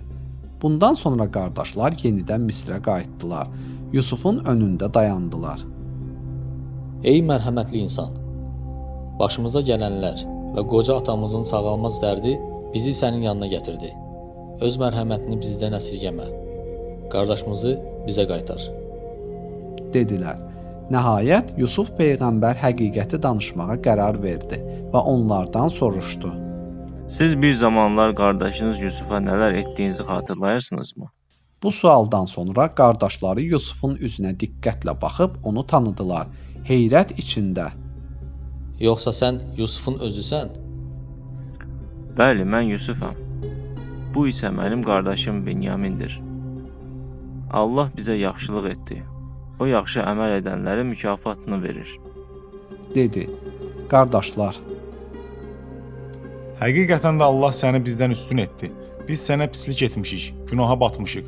Etdiklərimizdən ötürü Allahdan bizi bağışlamasını istəyirik. Səndən də bizim günahımızı bağışlamanı istəyirik. Bizi cəzalandırma. deyib yalvarmağa başladılar. Yusuf peyğəmbər dedi. Qorxmayın, mən sizi bağışlamışam. Allah sizi bağışlasın. Sonra onlardan atası Yaqub barədə soruşdu. Qardaşlar, Sənin və Benyaminin dərdindən gecə-gündüz ağlayır. Gözlərinin nurunu itirib. cavabını verdilər. Yusuf peyğəmbər köynəyini çıxarıb qardaşlarına uzatdı. Götürün, bunu atamın gözlərinə sürtərsiniz. Allahın izni ilə gözünün nuru geri qayıdacaq. Dedi. Qoca Yaqub həsrətlə oğlanlarının yolunu gözləyirdi. Kərvan yaxınlaşdıkca Yaqub peyğəmbər oğlu Yusufun köynəyinin qoxusunu hiss edirdi. Bu onun Yusufumun qoxusudur. Onu hiss edirəm. Deyirdi. Ətrafında olanlar isə ona Həmişəki kimi boş xəyallar qurursan. deyirdilər. Nəhayət kərvan gəlib Kənan elinə çatdı. Muştuluqçu hamıdan əvvəl gəlib Yusufun köynəyini Yaqub peyğəmbərin gözlərinə sürtdü. Bir anda qoca Yaqubun gözlərinə işıq gəldi. Onun qəlbi şad oldu. Oğlanları peşman halda etdikləri bütün əməlləri atalarına danışıb üzr istədilər. Bizi bağışlanması üçün Allaha dua edərsənmi? Dedilər. Yaqub peyğəmbər onları bağrına bastı. Sizi bu yola vadar edən şeytan oldu. Mən Rəbbimə əl açıb sizə görə bağışlanma diləyəcəyəm. O mehribandır, mərhəmətlidir. Yaqub dua etdikdən sonra dedi. İndi isə dəvələri hazırlayın. Misirə yola düşürük. Yaqub peyğəmbər ailəsi ilə birlikdə yola düşdü. Bir müddətdən sonra gəlib Misirə çatdılar. Ata-anası və 11 qardaşı Yusuf peyğəmbərin önündə dayanıb ona təzim etdilər. Yusuf üzünü atasına tutaraq dedi. Atacan, bu uzun illər əvvəl gördüyüm yuxunun yozumudur. Rəbbim yuxumu həqiqətə çevirdi. O mənə yaxşılıq etdi. Zindandan qurtardı. Mənimlə qardaşımı yenidən mehriban etdi. Allah doğrudan da hər şeyi biləndir. O gündən sonra Yaqub peyğəmbər ailəsi ilə birlikdə Misirdə yaşadı. Atası Yaqub vəfat etdikdən sonra Yusuf peyğəmbər onu Şamda babaları İbrahim və İshaqın yanında dəfn etdi.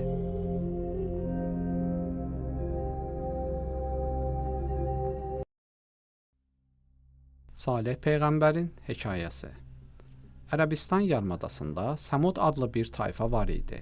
Onlar Nuh peyğəmbərin oğlu Samın nəslindən olan Səmuddan törəyib atmışdılar. Allah onlara bərəkətli torpaq və bol su bəxş etmişdi. Bu torpaqlarda büllur sulu bulaqlar, altından axan çaylar, bağlar və bostanlar var idi. Allah Cəllə Cəlaluhu Səmud qövmünə də çoxlu nemət vermiş, onları uzun ömürlü qövm etmişdir. Səmud qövmü burada bağlar salmış, uca saraylar tikmişdi. Bu yerlərin sakinləri sənətkarlıqla məşğul idi. Onların ustalıqlarının şöhrəti hər tərəfə yayılmışdı. Mərmərləri yonub saraylar tikirdilər. Daşların üzərində müxtəlif naxışlar oyurdular. Qayaları və daşları mum kimi əyirdilər. Dağları yonub içərisində böyük evlər, saraylar düzəldirdilər. Onların şəhərinə gələnlər gördükləri mənzərəyə heyran olurdular. Səmud tayfasının insanları bu nemətlərə görə Allaha şükür etmək əvəzinə onu unutdular. Daşları yonub heykəllər düzəltdilər və onlara ibadət etməyə başladılar. Hər hansı bir nemət istədikdə heykəllərə yalvarırdılar. Unutdular ki, heykəl düzəltdikləri daşları da onlara verən Allahdır. Səmudlular da əcdadları kimi idilər. Ulu babaları Nuh və Ad tayfasının başına gələnləri bilirdilər, amma yenə də Allaha ibadət etmirdilər. Allah Səmud tayfasından olan bir nəfəri peyğəmbər seçdi. Onun adı Salih idi. Həzrəti Salih Səmud qövmünə peyğəmbər göndərildi. Valideynləri əsilli nəcabətli bir nəslə mənsub idi. Onu hamı yaxşı tanıyırdı. Adı kimi Salih ömür yaşamış, qövmünün tapındığı bütlərə heç vaxt sitayiş etməmişdi. Allah Cəllə Cəlaluhu Salihi peyğəmbərliyindən əvvəl də hifz etmiş və bütlərə tapınmaqdan qorumuşdu. Bir gün Salih peyğəmbər cəmaatı başına yığıb uca səslə dedi: Məgər qorxmursunuz? Şübhəsiz ki, mən sizin üçün etibar etməli olduğunuz bir elçiyəm. Allahdan qorxun və mənə itaət edin. Mən bunun əvəzinə sizdən heç bir mükafat istəmirəm. Mənim mükafatım ancaq aləmlərin Rəbbinə aiddir. Məgər siz burada olanların içində sərbəst buraxılacaqsınız? Bağlar və bulaqlar içində, əkinlər və yumşaq meyvəli xurmalıqlar içində arxayınlıqla qalacaqsınız? Dağlardan məharətlə evlər yonub düzəldəcəksiniz? Allahdan qorxun və mənə itaət edin. Hətta aşanların əmrinə tabe olmayın. Onlar yer üzündə fəsad törədir və özlərini günahdan təmizləmirlər. Harınlamış insanlar yemək, içmək və əylənməklə məşğul idilər. Bütlərə ibadət edir, bu bütlərin onları himayə etdiyini düşünürdülər. Salihin çağırışına qəzəblənirdilər. Onlar deyirdilər: Salih də bizim kimi insandır. Yediyimizdən yeyir, içdiyimizdən içir. Özümüz kimi adi bir insanın dediklərini eşitsək, ziyan çəkərik. O bizə ölüb sürsümük olduqdan sonra dirildiləcəyimizi vəd edir. Bu yalana oxşuyur. Biz yeyib içib əylənib qocalıb öləcəyik. Öldükdən sonra bizi kim dirildə bilər? Salih isə onun dediklərinə inananlarla birlikdə hər gün Allaha dua edirdi. Doğru yola gəlmək istəməyənlərə nəsihət verirdi. Səmudlular elə bilirdilər ki, tikdikləri imarətləri heç nə dağıda bilməz. Özlərini güclü və qüvvətli hesab edib saray bağlarında keçirdikləri həyatın daimi olacağını düşünürdülər. Öyündükləri bağ-bağçaları onlara bəxş edən Allahı tanımırdılar. Gözümüzlə görmədiyimizə inanmarıq deyirdilər. Bir gün bayramlarını bütlərlə birlikdə qeyd etməyə gedən Səmudlular: Ey Salih, sən də bizimlə birlikdə bayramımıza gəl, bizə bir möcüzə göstər. Sən öz Allahına yalvar, biz də öz ilahlarımıza yalvaraq. Əgər duan qəbul olsa, biz sənə tabe olarıq. Yox, əgər bizim duamız qəbul edilsə, sən bizə tabe olarsan. Dedilər. Salih onların bu təklifini qəbul etdi. Onlar bütlərini özləri ilə götürüb bayram keçirilən yerə gəldilər. Həzrəti Salih də ora getdi. Onlar Salihin duasının qəbul olunmaması üçün bütlərinə yalvardılar. Bu vaxt Səmud qövmü ağsaqqallarından biri: Ey Salih, bu qayadan 10 yaşında boğaz və iri qarınlı bir dəvə çıxar. Əgər bunu bacarsan, sənin peyğəmbərliyini təsdiq edəcəyik, dedi. Salih qayanın yanına gəlib namaz qıldı və Rəbbinə dua etdi. Birdən qayanın doğum sancısı çəkən qadınlar kimi sancı çəkdiyini gördülər. Ardınca qaya yarıldı. Oradan bir dişi dəvə çıxdı. Səmudlular bunu öz gözləri ilə gördülər. Sonra da həmin dəvə özü boyda bir erkək bala doğdu. Bunu görən Səmud qövmünü başçılarından biri və bəzi insanlar Salihə iman etdilər. Salih üzünü insanlara tutub dedi: Ey insanlar, bu Allahın bizə göstərdiyi bir möcüzədir. Siz istəyiniz üçün Allah onu yaratdı. Bu dəvə yer üzündə Allahın verdiyi sudan içəcək və otdan yeyəcək. Quyudan bir gün sizin heyvanlarınız, bir gündə bu dəvə su içəcək. Dəvə digərlərindən çox böyük idi. Bir gün heç su içmir, o biri gün isə quyudan çıxan suyu içirdi. O qədər süd verirdi ki, inananlar, bu Allahın bizə bir hədiyyəsidir, deyirdilər. Onlar heç əvvəllər belə bol süd verən dəvə görməmişdilər. Dəvə Səmudlular arasında bir müddət yaşadı. Səmudlular daha da azğınlaşdılar. Onlar Salihi öldürmək üçün plan qurdular. Amma əvvəlcə dəvəni öldürmək istəyirdilər. Çünki dəvə onların suyuna ortaq olmuşdu.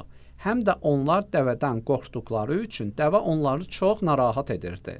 Hər dəfə onu görəndə düz yolda olmadıqlarını hiss edirdilər. Çünki qayadan dəvə çıxması möcüzəsini yalnız Allah edə bilərdi. Səmudlular: Salih doğrudanmı Allahın elçisidir? Xeyr, o da bizim kimi bir insandır. Peyğəmbər deyil, bəlkə də sehirbazdır. öz sehri ilə dəvəni qayadan çıxarıb. Dəvə də sehrli dəvədir. Ona görə də onu öldürməliyik, deyirdilər. Beləliklə günlərin bir günü Samodlulardan zalım birisi dostları ilə birlikdə dəvəni öldürmək üçün plan hazırladı. Onlar quyudan su içərkən dəvənin diz vətərini kəsdilər. İnananlar dərhal qaçıb gəlsələr də dəvə artıq yerə yıxılıb ölmüşdü. Dəvə öldürüləndən sonra dəstədən bir nəfər Salih peyğəmbərin yanına gələrək "Tez özünü yetir, dəvəni öldürdülər," dedi. Həzrəti Salih dərhal dəvənin öldürüldüyü yerə gəldi. Gedin görün dəvənin balası haradadır. Arxasınca düşün. Əgər ona çata bilsəniz, Allahın sizə əzab göndərməsinə ümid var, dedi. Onlar dəvənin balasını axtarmağa başladılar. Bala dəvə çox da hündür olmayan dağın üstünə çıxdı. Salih peyğəmbəri görən dəvə ağlamağa başladı və 3 dəfə böyürdü. Salih qövmünə: Yurdunuzda 3 günlük ömrünüz qaldı. Sonra həlak ediləcəksiniz. Bu elə bir vəddir ki, yalan çıxmaz. İnatkar tayfa yenə də Salihin dediklərinə inanmadı. Əksinə, bu dəfə Salih peyğəmbəri öldürmək üçün plan qurdular. Şəhərdə fitnə fəsad törədən, pis işlər görən 9 adam var idi.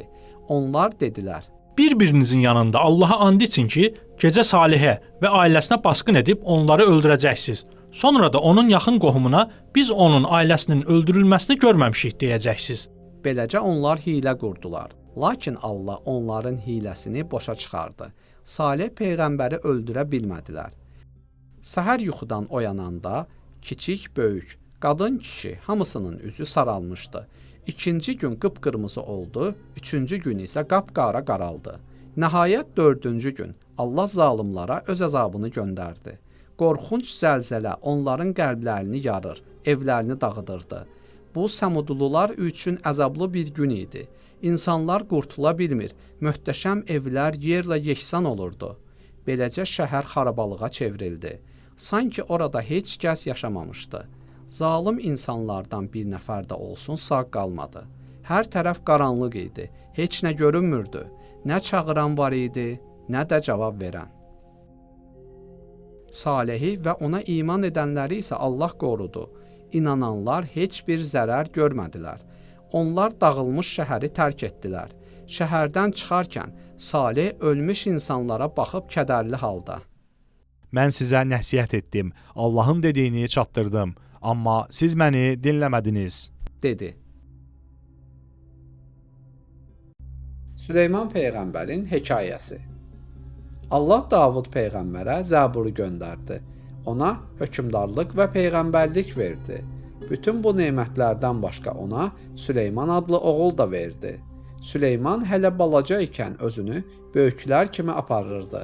Tərbiyəli, mərd və cəsur idi. O atasından və müəllimlərdən dərs almışdı. Atasına verilmiş kitabı Zəburu da əzbərləmişdi. Süleymana atası Davud peyğəmbərdən miras olaraq peyğəmbərlik və hakimiyyət keçmişdi. Günlərin bir günü Süleyman Rəbbinə üst tutub yalvardı. Allahım, mənə verdiyin mülkümü genişləndir, səltənətimi gücləndir. Mənə heç bir kəsə nəsib olmayan bir mülk ver, dedi. Süleyman peyğəmbər bilirdi ki, bütün bunları ona yalnız Rəbbi bəxş edə bilər. O bu nemətləri yalnız özü üçün deyil, Allah yolunda sərf etmək üçün istəyirdi. Allah da onun istəyini qəbul etdi. Ona başqalarına vermədiyi nemətləri verdi. Rəbbi Süleymana padşahlara lazım olan hər şeyi vermişdi. Ona heç bir hökmdara vermədiyi bir üstünlük, insanlardan, cinlərdən və quşlardan ibarət qoşun vermişdi. Onlar əsl əskərlər kimi Süleymana qulluq edirdilər. Allah Süleymana elm, düşüncə qabiliyyəti vermişdi. Onun ağlına görə bütün padşahlardan üstün etmişdi. Süleymana verilmiş nemətlərdən biri də heyvanların və quşların dilini bilməsi idi. Süleyman bu canlıların nə dediklərini anlayır, insanlara onların məqsəd və istəklərini çatdırırdı. Rəbbi cinləri də Süleymanın hökmünə vermişdi. Allah insanlar kimi cinləri də yaratmışdı. İnsanı torpaqdan yaratdığı kimi cinləri də oddan yaratmışdı. Süleymana itaət etməyən cinlərə Allahın qəzəbi tuturdu. Süleymanın hökmünə verilən cinlərin arasında dəniz sularına dalıb mirvarilər və başqa qiymətli şeylər çıxaranlar da var idi.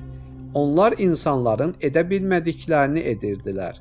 Süleymanın əmrindən çıxmasınlar, gördükləri işləri korlamasınlar deyə Allah onlara nəzarət edirdi. Cinlər içərisində ev tikən, müxtəlif naxışlar vuran bənnalar da vardı. Onlar yeni şəhərlər və kəndlər tikirdilər. Cinlər Süleyman üçün istədiyi qəsrlər, hovuzlar, yerindən tərpənməyən nəhəng qazanlar da düzəldirdilər. Atası Davuda dəmiri sel kimi əridib verən Rəbbi, Süleymana da misi sel kimi bəxş etmişdi. Mis çay kimi yer üzündə axırdı. Süleyman da bundan qoşunu üçün zirehli geyimlər, silahlar düzəltmək üçün istifadə edirdi. Süleyman Peyğəmbər ibadət etməyi çox sevirdi. Onun qoşununda yel qanadlı atlar vardı. Onların qıçlarını və boyunlarını qılıncı ilə sığallayırdı. Bir gün Süleyman Peyğəmbərin başı atlarına qarışdı. Buna görə də ibadətini günəş batana qədər gecikdirdi. Allaha ibadət etmək vacib əməl olduğu üçün peşman oldu və bir daha atları seyr etməyəcəyinə söz verdi. Rəbbi üçün çox sevdiyi atlarını tərk etdi. Allah da onun əvəzində atlardan surətli olan küləyi Süleyman Peyğəmbərin ixtiyarına verdi. Çünki Allah ona şükür edənləri mükafatlandırır. Kim Allah üçün bir şey tərk edirsə, Allah onu daha xeyirlisi ilə əvəz edir. Artıq küləklər Süleymanın əmri ilə əsirdi. Külək yarım gün ərzində bir aylıq məsafəni qət edirdi. Külək həm də Süleymanı istədiyi yerə aparırdı. Onu taxtadan düzəldilmiş uçağı var idi. Süleymanın sarayı, çadırlar, əşyalar, atlar, insanlar, cinlər, dəvələr və quşlar bu uçağa yerləşirdi. O bir yerə getmək istədikdə hər şeyi uçağa yükləyir, sonra isə küləyə əmr edirdi. Külək onu havaya qaldırırdı. Daha sürətlə getmək istədikdə isə Süleyman küləyə güclü əsmək əmr edirdi. Süleyman Peyğəmbərə həm də ağıl və hikmət verilmişdi. O ədalətli qərarlar vermək bacarığına malik idi. Süleyman Peyğəmbər kiçik yaşlarında olanda bir hadisə baş vermişdi. Bir gün qonşusundan şikayətçi olan bir əkinçi Davud Peyğəmbərin yanına gəldi. Mən buğda əkmişdim, sap-sarı zəmidə bol məhsul yetişmişdi. Buğda adam boyu qalxmışdı. 1-2 günə biçəcəkdim. Çoban qonşum qoyunlarını mənim zəmimə salıb. Onlar da əkdiyim buğdanın hamısını yeyiblər. Mən bu il uşaqlarımı nə ilə dolandıracağam? Səndən ədalətli qərar verməyini istəyirəm. Dedi. Davud Peyğəmbər çobandan. Qonşunun dedikləri doğrudurmu? Deyə soruşdu. Çoban cavab verdi. Bəli hökmdarım, amma onun bağına girən qoyunlarımdır. Onların ağlı yoxdur. Mən bu işdə günahkar deyiləm. Davud Peyğəmbər əkinçiyə dəyən zərərin əvəzində çobanın qoyunlarının ona verilməsi qərarını verdi. Kiçik Süleyman bu hökmü eşidəndə atasına belə dedi. Yaxşı olardı ki, qoyunları əkinçiyə verilsin, torpaq sahəsi isə çobana. Əkinçi qoyunları saxlayıb, bir il onların südündən və yunundan bəhrələnsin, ailəsini dolandırsın. Çoban isə bu müddətdə torpağı becərib buğda əksin. Buğda zəmisi əvvəlki kimi saralanda əkinçiyə verilsin, qoyunlar da çobana qaytarılsın.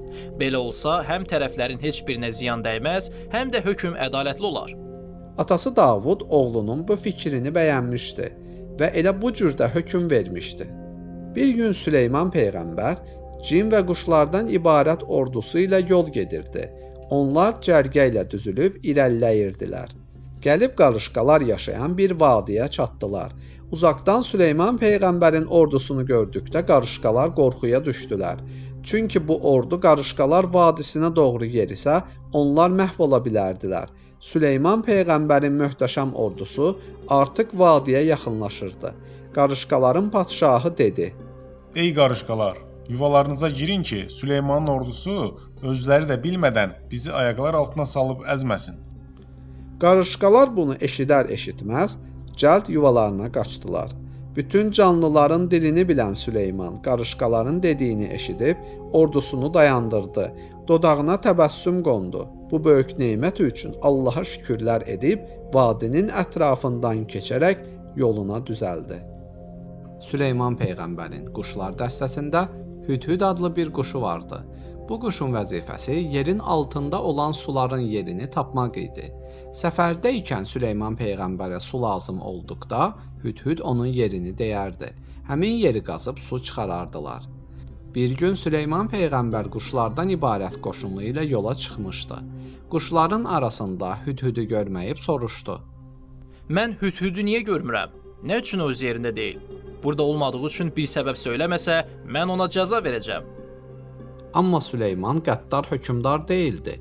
O Hüdhüdün gəlməməsinin səbəbini bilmədiyi üçün belə deyirdi. Çox çəkmədi ki, Hüdhüd gəldi və Süleyman peyğəmbərə dedi: Sənin bilmədiyin bir şey öyrənmişəm. Sənə Səba elindən bir xəbər gətirmişəm. Səba ölkəsinin bir qadın padşahını gördüm. Onun adı Bəlqisdir. Ona hökmdara lazım olan hər bir şey verilmişdi. Onun çox böyük bir taxtı var. Taxtı qiymətli daş-qaş, mirvari və qızılla bəzədilib. Bəlqis və xalqı Allahı tanımır və ona ibadət etmir. Hər gün göydəki günəşə səcdə edirlər. Şeytan onları yoldan azdırmışdı. Bunları dinlədikdən sonra Süleyman peyğəmbər dərhal bir məktub yazdırdı. Məktubunda Bəlqisi və xalqını haqq dinə dəvət etdi. Allahdan başqasına səcdə etməməyi nəsihət etdi. Məktubu Hüdhüdün ayağına bağlatdırdı. Sonra belə əmr etdi: Mənim bu məktubumu göydən Bəlqisin sarayına at. Sonra yaxın bir yerdə gizlən. Bax gör nə cavab verəcəklər. Hüdhüd dərhal Yəmənə uçdu. Bəlqisin sarayına girdi. Amma Bəlqis möhtəşəm taxtında yox idi. Məktubu gizlincə taxtın üzərinə qoyub çıxdı. Bəlqis otağına girdikdə məktubu görüb maraqla açdı. Təkrar oxudu. Gördü ki, bu məktub Süleymandandır. O Süleymanın şöhrəti haqqında eşitmişdi. Əyanlarını yanına topladı və dedi: Mənə çox hörmətli Süleyman padşahdan məktub gəlib və o mərhəmətli və rəhimli Allahın adı ilə başlayır. Süleyman məni Allaha səcdə etməyə çağırır. Onun dediklərinə əməl etdikdən sonra sarayına getməyimi istəyir. Öz fikrinizi bildirin. İndiyə kimi sizdən xəbərsiz bir iş görməmişəm. İndi də edən deyiləm. Əyanlar dedilər: Biz çox güclüyük. Böyük ordumuz, silahımız, sursatımız var. Özümüz də təcrübəli döyüşçüyük. Sən nə əmr etsən, biz onu edəcəyik.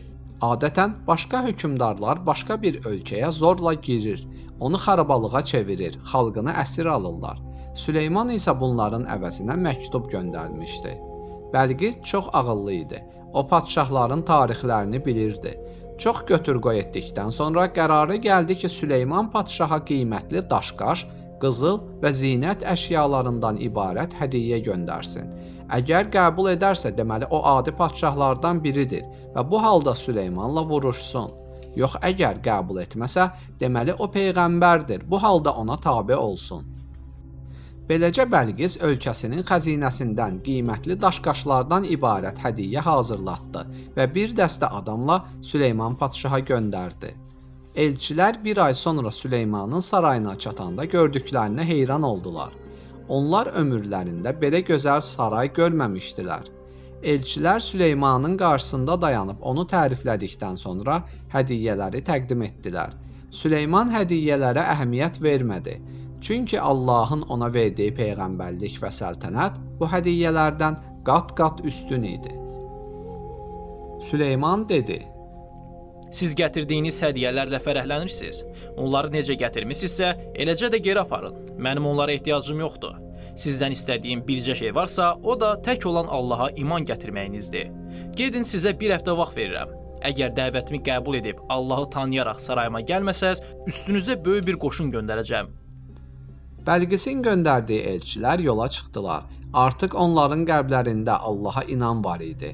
Çünki Süleymanın sarayı və ordusu onları heyran etmişdi. Bu səltənət hər bəndəyə nəsib ola bilməzdi. Gücü ilə dünyaya səs salmış bir hökmdar, Süleyman Şah. Allaha səcdə edin, alınlarınızı Allah üçün yerə qoyun, deyirdi. Onlar bu cür sadəlik və təvazökarlığı indiyə qədər başqa heç bir hökmdarda görməmişdilər. Demək Süleyman həm Allahın qulu, həm də peyğəmbəri idi. Bəlqis elçilərinin göndərdiyi hədiyyələrlə geri döndüyünü gördükdə padşahın razılaşmadığını və həqiqi peyğəmbər olduğunu anladı. Beləcə Süleymanın sarayına yollanmağa qərar verdi. Bundan xəbər tutan Süleyman şah ətrafında olanlara dedi: Səbah hökmdarı özü mənim yanıma Allaha iman gətirmiş halda gələnə qədər kim onun taxtını sarayıma gətirə bilər? Cinlərdən ən bacarıqlısı İfrit Süleymana dedi: Sən məclisdən qalxmamış, mən onu sənə gətirərəm. Mən bu işi görmək üçün kifayət qədər qüvvətliyəm. İfrit çox qüvvətli olması və taxtı daha tez gətirə biləcəyi ilə öyündüyü üçün Süleyman onunla razılaşmadı. Bu işi bir göz qırpımında edəcəyinə söz verən bir kəsə tapşırdı. Taxt bir andaca Süleymanın sarayında oldu. Süleyman buna görə Rəbbinə çox şükür etdi. Süleyman taxta baxdı və onun biraz dəyişdirilməsini istədi. Çünki Bəlqisin öz taxtını tanıyıb tanımayacağı ona maraqlı idi. Həm də Bəlqis taxtın öz taxtı olduğunu bildikdə Allahın qüdrətinə daha da inana bilərdi. Bəlqis nəhayət Süleymanın diyarına çatdı. Saraya daxil olmamış ona bir taxt göstərildi. Taxtın bu cürdümü? Deyildi. Bəlqis təəccüblə taxta baxdı. Bu taxt eyni ilə onun taxtına bənzəyirdi. Amma bunun öz taxtı olduğuna inana bilmədi. Çünki o taxtını çox uzaqda, öz sarayında qoyub gəlmişdi. Əgər taxt onlardan qabaq bu saraya gətirilmişdisə, demək ki, burada bir sir var idi. Süleyman bilirdi ki, Bəlqis çox ağıllı qadındır. Odur ki, onu doğru yola dəvət etməyə başladı. O dedi: Bundan əvvəl də Allah bizi ona ibadət etməyə çağırmış və tək Allaha ibadət etməyə çağıran elçilər göndərmişdi. Allahdan başqasına günəşə, aya ibadət etməyin. Çünki onları da Allah yaratmışdı. Ayın da, günəşin də Rəbbi Allahdır. Sonra Bəlqisə saraya daxil ol deyildi. Bəlqis Süleymanın sarayına girdikdə onun su üzərində olduğunu düşündü. Paltarı islanmasın deyə ətəyini qaldırdı. Halbuki bu su deyildi. Büllurdan tikilmiş şəffaf bir saray idi. Süleymanın sarayı da, səltənəti də möhtəşəm idi. Bütün bu möcüzələri gördükdən sonra Bəlqisin qəlbinə həqiqi iman nuru doldu. Artıq Bəlqis və xalqı Nə yaxşı ki, doğru yolu tapdıq. Uca Allaha xidmət edəcəyik deyirdilər. Onlar Allahı qoyub günəşə ibadət etməklə özlərinə zülm etdiklərini başa düşmüşdülər. Tək Allaha ibadət etməklə özlərini xoşbəxt sayırdılar.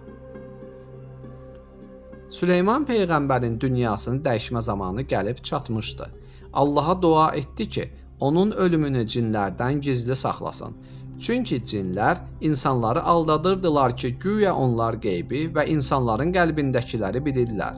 Allah da onların bu yalanının üstünü açıb insanlara bildirmək üçün onları belə bir imtihana çəkdi. Süleyman peyğəmbərin ölümünü onlardan gizlətdi.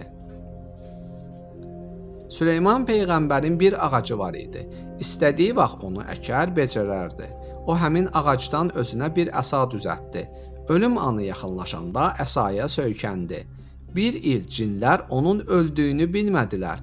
Qurdular əsanı yedikdə əsa qırılıb Süleymanın ölmüş cəsədi ilə birlikdə yerə düşdü. Bundan sonra cinlər Süleymanın öldüyünü bildilər. Və bildilər ki, hər bir şey barədə biliyə malik ola bilməzlər. Bütün biliklər Allah yanındadır. İnsanlar və cinlər yalnız Allahın istədiyi qədər elmə malik ola bilərlər. Süleyman fani dünya səltənətindən cənnətə, əbədi həyata köçmüşdü. Əsl səltənət də, əsl sultanlıq da orada idi.